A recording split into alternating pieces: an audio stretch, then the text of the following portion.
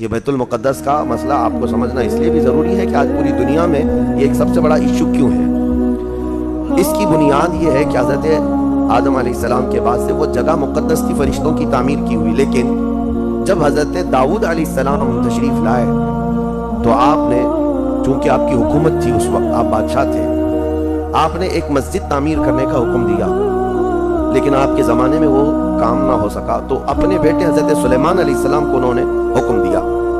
سلیمان علیہ السلام بادشاہ بھی ہوئے اور داؤد علیہ السلام کی کرسی پر بھی فائز ہوئے، اور وہ نبی بھی تھے، رسول بھی تھے، امت بھی تھی آپ کی۔ اور سلیمان علیہ السلام کو تو اللہ تعالیٰ نے ایسی طاقت دی تھی کہ وہ ہواؤں پر بھی حکومت کرتے اور جنات پر بھی حکومت کرتے۔ تو سلیمان علیہ السلام نے کام شروع کیا۔ یہ وہ جگہ تھی جہاں موسیٰ علیہ السلام عبادت کیا کرتے تھے، اس جگہ پر سلیمان علیہ السلام نے ایک مسجد بنانے کا حکم دیا، اور یہ جنات بنانا شروع کرتے ہیں۔ اس کا ذکر قرآن پاک میں بھی موجود ہے۔ حضرت سلیمان علیہ السلام نے جب پورا ڈیزائن دیا کہ اس طرح سے بننا ہے، تو پھر جنات تعمیر کرتے رہے، جنات تعمیر کرتے رہے، اور جنات اتنا خوف کھاتے تھے سلیمان علیہ السلام سے کہ وہ ایک لمحہ بھی حضرت سلیمان علیہ السلام سے غافل نہیں ہوتے یا حکم عدولی نہیں کرتے۔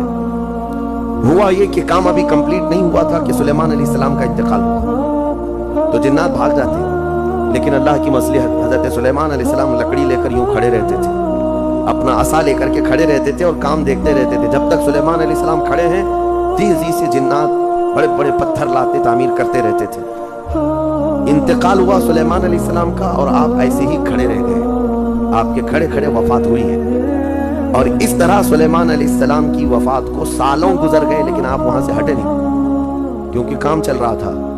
قرآن میں ہے، اللہ تعالیٰ فرماتا ہے جب لکڑی کو دیمک کھا گئی، کتنے سال گزر گئے ہوں گے، حضرت سلیمان علیہ السلام یوں ہی کھڑے تھے۔ اور عام دوسرے لوگوں کی موت تو چھوڑو، نیند میں کھڑا ہو کر کے دکھائے، وہ اللہ کے نبی تھے کہ انتقال کے بعد بھی وہ کھڑے رہے۔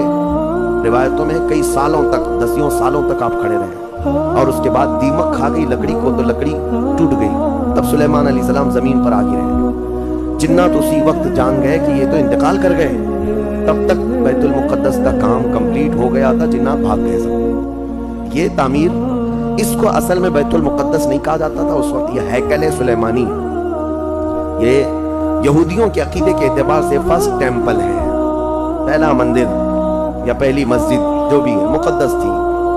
یہ ہیکل سلیمانی جو سلیمان علیہ السلام نے جنات سے بنایا تھا، اور سلیمان علیہ السلام کی کرسی جہاں لگتی تھی، اس وقت حضرت سلیمان علیہ السلام نے جنات اور سرکش لوگوں سے اور جادوگر لوگوں سے سب چیزیں جادو کی چھین کر اپنی کرسی کے نیچے دفن کر دیا تھا، سب ختم کیا تھا کہ کوئی جادو ٹونا یہ سب چیزیں نہ ہو، کیونکہ یہودی جادو کے پیچھے بہت بھاگتے تھے، صرف جادو میں ہی دن رات۔ آپ نے سب دفن کیا، اور اس کے بعد آپ کے انتقال کے بعد سالوں بیتے اور اسی طرح سے رہے۔ لیکن پھر یہ ہیکل سلیمانی کو ایک بادشاہ آیا جو عراق کا رہنے والا تھا، اس کی یہودیوں سے دشمنی تھی، اس نے ایسا حملہ کیا کہ پورے ہیکل کو توڑ ڈالا، یعنی جو جنات کا بنایا ہوا تھا اس کو مکمل طور سے مسمار کر دیا، ایک دیوار باقی رہ گئی، ایک دیوار باقی رہ گئی، جہاں جا کر کے آج یہ یہودی روتے ہیں، دیواری گریا اس کو کہتے ہیں، وہ اس زمانے کی ایک باقی رہ گئی، باقی پورا ہیکل گرا دیا۔ زمانہ بیت گیا، یہودی اس بات پر روتے رہے کہ ان کو مارا گیا، قتل کیا گیا، پھر عیسائیوں کا اس پر قبضہ رہا، پھر عیسائیوں سے یہودیوں نے ایک بار پھر حاصل کیا، پھر دوبارہ یہ ٹائٹس کے زمانے میں عیسائیوں نے مار کر کے پورے یہودیوں کو خون خون کر دیا، اور پھر بیت المقدس کچھ نہیں تھا، ایک دیوار تھی، ایک دوسری وہاں پر ایک چھوٹی سی عمارت بنائی گئی، اس عمارت کو یہ سیکنڈ ٹیمپل کہتے ہیں، سیکنڈ ٹیمپل، یہ دوسرا مندر، اور اسی کو عبادت گاہ بنا کر چلتے رہے۔ زمانہ بیتا یہاں تک کہ حضور صلی اللہ تعالیٰ علیہ وسلم کی نبوت کا اعلان ہوا، پھر اس کے بعد 23 سال گزرے، پھر آپ کی وفات کے بعد صدیق اکبر کا زمانہ آیا، پھر سیدنا عمر فاروق کا زمانہ آیا۔ تقریباً یہ 26-28 ہجری کی بات ہے، حضرت عمر کے دور میں، پھر حضرت عمر فاروق کے دور میں جو فتوحات ہو رہی تھی، اسلام پھیلتا جا رہا تھا، تب صحابہ کے ایک لشکر کو حضرت عمر نے فلسطین بھی بھیجا، جس میں حضرت ابو عبیدہ بن جراح بھی تھے۔ تو ان صحابہ نے اس چھوٹے سے لشکر کو لے کر فلسطین کا معرکہ ایسا سر کیا کہ یہ عیسائی سب جان چکے تھے حالات کیا چل رہے ہیں، سرنڈر ہو گئے اور کہا ہم جو ہے یہ بیت المقدس کی ساری چابیاں آپ کے حوالے کرتے ہیں، لیکن ایک شرط ہے کہ ہم آپ کے ہاتھ میں نہیں دیں گے بلکہ مسلمانوں کے امیر المومنین کے ہاتھ میں دیں گے، وہ آئیں ہمارے پاس۔ تو वहाँ जो सहाबा थे उन्होंने खत लिख कर भेजा हज़रत उमर को। हज़रत उमर मदीने में थे, कहा ठीक है मैं आ रहा हूँ। क़िबला अव्वल मुसलमानों के हाथ में था, बैतुल मुक़द्दस आ रहा था। सैयदना उमर फारूक मदीने से चल पड़े, एक गुलाम के साथ निकले और एक सवारी है, एक खच्चर है, और दोनों भी किस अंदाज से जा रहे हैं। ऐसा अमीरुल मोमिनीन जिसके रौब से कैसर और किसरा कांपते थे, लड़ाई की किसी के अंदर मजाल नहीं थी। वो एक खच्चर के सवारी पर इतना लंबा सफर तय कर रहे हैं, वो भी गुलाम से ये तय कर रखा है 1 मील मैं बैठूंगा, 1 मील तू बैठना।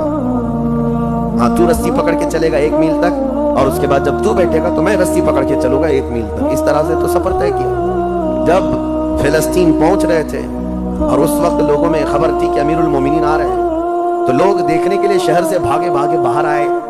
इत्तेफाक ऐसा कि उस वक्त खच्चर घोड़े पर बैठने की बारी गुलाम की थी और नकेल रस्सी हज़रत उमर के हाथ में थी। दौड़े हुए लोग आए जो नहीं पहचानते थे। ईसाइयों ने अमीरुल मोमिनीन कहकर उस गुलाम का इस्तकबाल किया कि तशरीफ लाएं। तब जो सहाबा थे वहां पर, उन्होंने पुकार कर कहा, नादानो, वो अमीरुल मोमिनीन नहीं, रस्सी पकड़ा हुआ अमीरुल मोमिनीन है, ये अमीरुल मोमिनीन है। पहली मर्तबा इन आला अखलाक व किरदार को ईसाइयों ने देखा था कि वक्त का खलीफा कोई घोड़े की रस्सी पकड़ करके भी चलता है। तो बहुत मुतासिर हुए और उसके बाद बिना किसी जंग के हज़रत उमर फारूक रज़ियल्लाहु तआला अन्हु बैतुल मुक़द्दस में दाखिल हुए और इन ईसाइयों ने जो कुछ भी वहां पर किया था उसको निकाला।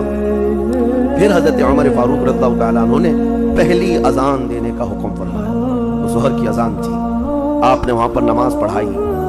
फिर उसके बाद ये सिलसिला चलता रहा। अब इसमें तफसील है, ईसाइयों को इसी तरह हम भी भगाते, मुसलमान भी भगाते, जैसे ये यहूदियों को भगाते थे। तो इन्हें आज बोलना चाहिए था कि मुसलमानों ने ज़बरदस्ती कब्जा किया। हज़रत उमर फारूक का आम ऐलान था कि जो यहाँ पर रहना चाहे उसके लिए खुली आज़ादी है। हत्ता कि ईसाइयों का चर्च भी था पुराना, हज़रत उमर ने कहा इसको तोड़ा ना जाए, इसमें इबादत जो होती है उनको अपनी इबादत करने दिया जाए। हज़रत उमर चाहते तो ईंट से ईंट बजा देते, निकाल कर साफ कर देते, लेकिन आपने खुली इजाजत दी और ईसाई वैसे ही बाकी रहे। 400 साल तक ये सिलसिला चलता रहा। फिर फातिमी दौर आया, यानी बनु अब्बास का, की खिलाफत खत्म हुई। फातिमियों का गलगला था, उन्होंने खिलाफत संभाली, लेकिन वो मजबूत नहीं थे, कमजोर खलीफा आए, जिसकी वजह से सलीबी ताकतें जितनी भी थीं सब आ करके उस खलीफा पर कब्जा जमा लिया और बैतुल मुक़द्दस में इजाज़त पहले मांग ली कि हमें आने जाने की इजाज़त दी जाए। जब आने जाने की इजाज़त मिल गई तो पूरे इलाके पर ज़बरदस्ती गासिब कब्जा करके वहाँ से सारे मुसलमानों को ख़त्म कर दिया। बहुत मुसलमानों का कत्ल किया। फ़िलिस्तीन की सरजमीन यहूदियों के कत्ल से भी भरी है, मुसलमानों के कत्ल से भी भरी है, और यहूदियों ने ईसाइयों का भी कत्ल किया, लेकिन मुसलमानों का कत्ले आम करके ये ज़बरदस्ती फाइज हुए इस पे बैतुल मुक़द्दस पर। ये कब्जा जो है 87 ईयर्स तक चलता रहा, 87 साल तक।